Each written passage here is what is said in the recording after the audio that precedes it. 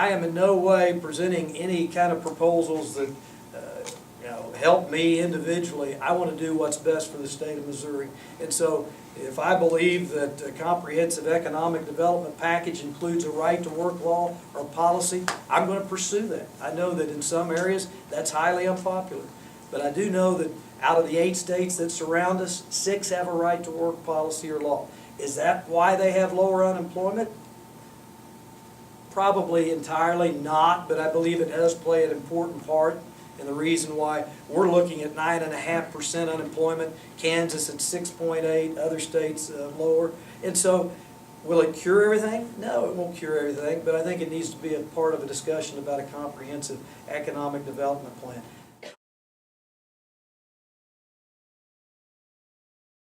I'm glad you asked that question because I think there's a lot of misconceptions about what is right to work. Right to work is simply this. Right to work says that if you are going to be employed at a facility that has forced unionism, that you don't have to be forced to join the union or pay the union dues. That's all it is. It doesn't prohibit anyone from forming a union or belonging to a union. It just says that if you are an employee of that facility, you're not forced to pay union dues or join the union. And so that's all it means. And a point, kind of dovetailing off what the governor talked about, our overseas competition. I don't think a lot of people realize that here in the next 10 to 15 years, we've got some opportunities as a nation to actually attract to our state and our nation Chinese and Asian-based companies, much like the Japanese did back during the 80s with the cars. And remember, they brought those facilities to the United States and invested here. And from my discussions with a lot of economic developers across not only the state or nation, they tell me that that's going to occur here over the next 10, 15 years in our country. Governor Holden and the administration played a big part in bringing a company to Moberly, Missouri, a Chinese-based company. So in saying that, I've been told by people that have actually gone face-to-face with foreign car manufacturers that have said, listen, we're not interested in Missouri because you don't have a right to work policy. I've had an economic developer from the Kansas City area who works both Kansas and the Missouri side. He told me, he said, listen, Senator, I have 30% of the prospective new employers that come to our area looking to locate for a new facility or a job saying, hey, listen, I don't want to talk to you about Missouri because they don't have a right to work policy.